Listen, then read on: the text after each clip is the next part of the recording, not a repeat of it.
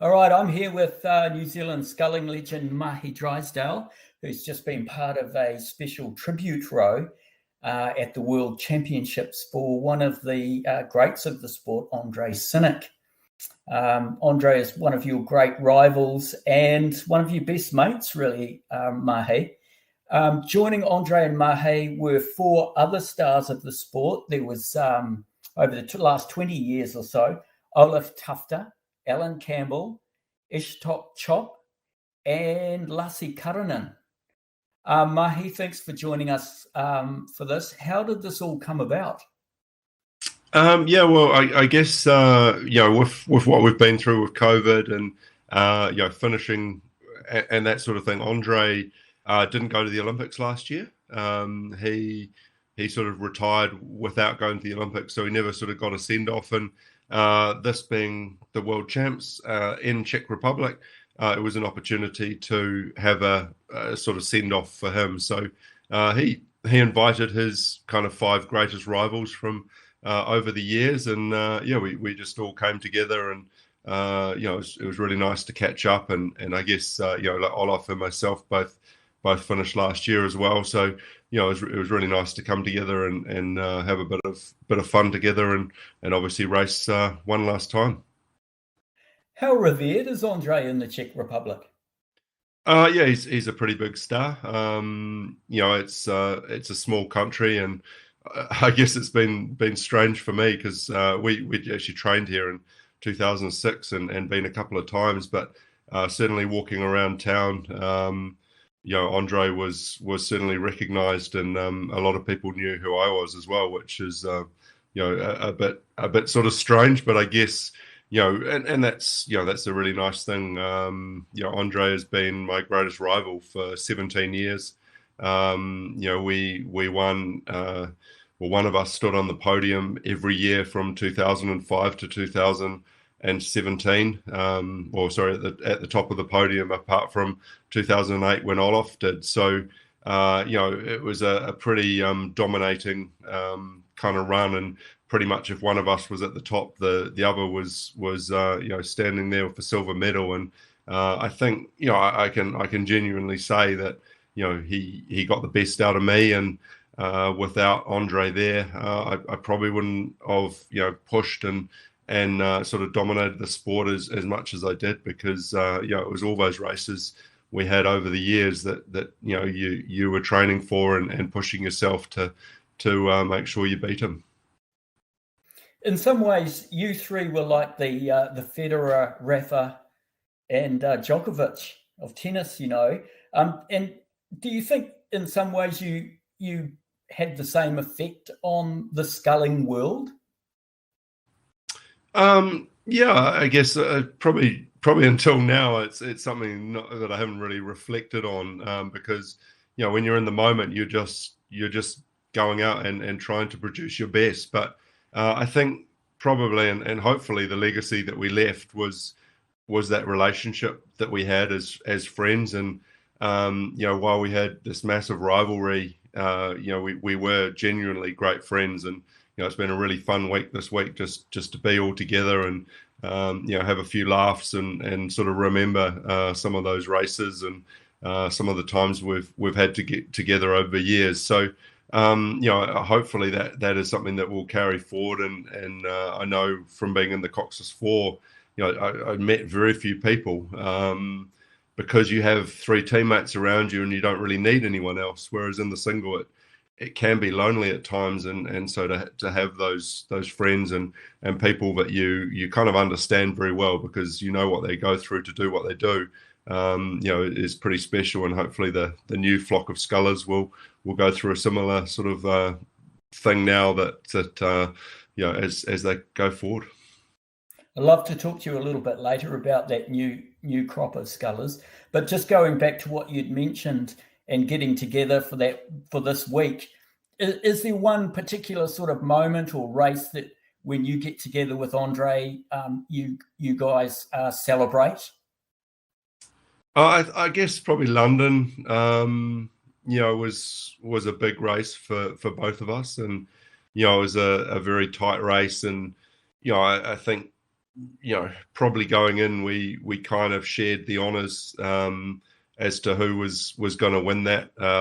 He beat me at home in 2:10, and I beat him in 2:11, but in a very, very tight contest. So that was really probably the defining moment in both our careers. And I guess talking about that sort of Federer Djokovic kind of thing, he has probably got the unfortunate title of being the greatest sculler to never win an Olympic gold medal. And I think in any other time, he would have absolutely dominated the sport. But it's funny because there has been, we have discussed this week, and there's a race in Amsterdam at the Hollenbecker, where we raced down the course, and there was never more than about a metre that separated us. So there's those sort of races, and I know a big inspiration to me was 2015.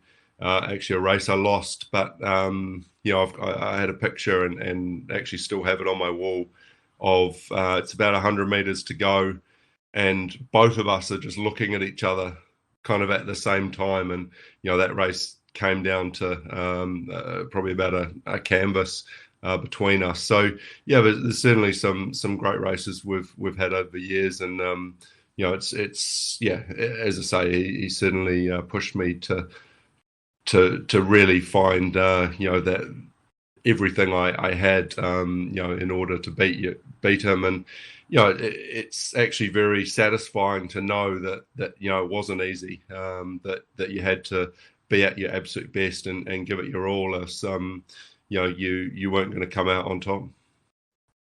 Do you all have sort of different philosophies about how to make a boat go faster? I think everyone has their way of preparing. Everyone has their way of rowing that suits them. And if you just compare myself and Ondrej, Ondrej was set up very strong. He didn't get like his shins were never vertical. So he had a very sort of strong and probably shorter stroke than me. So you certainly find what works for you, and but ultimately it comes from that work and that preparation that is what gets you the results at the end of the day.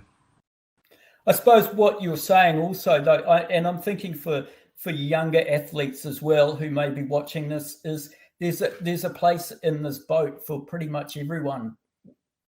Absolutely, and I guess the example I always use is Nathan Cohen and Joe Sullivan. You look at them in any way and form, and you say they don't have the typical physique or what we would really expect an Olympic champion crew to have. But they just had a massive amount of heart, and that got them to Olympic gold. So absolutely, you find what works for you, and anyone can do it anyway. Don't be limited about that I'm too small, or I'm not the right size, or I don't row well enough. You find what works for you, and anyone is capable of doing it if you're prepared to put in those hard yards and find what works, and you've got that mental capacity, I guess, to just push and keep going.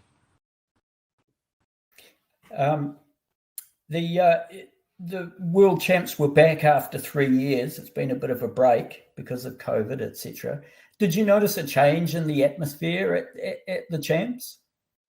Not really, to be honest. I guess apart from numerous people wearing masks, there wasn't really a lot of change. It's really nice, I guess, to be back in a little bit of normality, and no restrictions or anything like that. Everyone's just back doing what they do, and as I say, people wearing masks, but that's just a purely a choice thing. They want to protect themselves as best they can.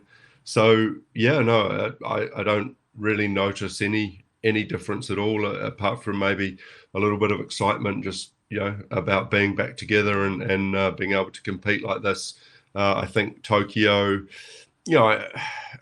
I think people struggled a little bit, just going there and sort of competing in front of empty stands. So to see over the weekend the stands to be pretty full, it was pretty awesome. Yeah, I thought that your race your race with the other boys there sort of brought a festive atmosphere to the whole thing, and it was timed so well with the men's and women's single and the 2/8 finals coming down. When you got out on the water, did you sort of get that charge? Yeah, not really. Like it was to be bluntly honest, I didn't really enjoy it that much, and that's sort of good and bad, I guess. I kind of left rowing behind when I finished, and very much didn't do the preparation that I needed to for this race, and I knew it was going to hurt, and it did hurt. So it wasn't really a great fan of the actual race, but no, it was great to be out there and doing it, and I think everyone enjoyed it, and they were just they enjoyed watching the carnage of athletes that used to be good athletes that possibly weren't in the shape that they needed to be in, but you still have that competitive spirit, and you're not going to give it away, so everyone sort of went full out, and there was a few, well, myself included, blew up pretty spectacularly at the end. So now I hear that you were on the water heading up to the start just as Jordan Parry was coming down in the men's final. Yeah, so we were sort of warming up just as they were going, and so I started rowing up the course. I knew the men's single was coming down, so I was about 150 meters out from the finish line. Sort of, I just sat across the lane and had a front row seat, and Jordan was probably about 15 meters away from me. So it was great to to see him, I guess, finally start reaching the sort of potential that he's capable of, and he had a fantastic race.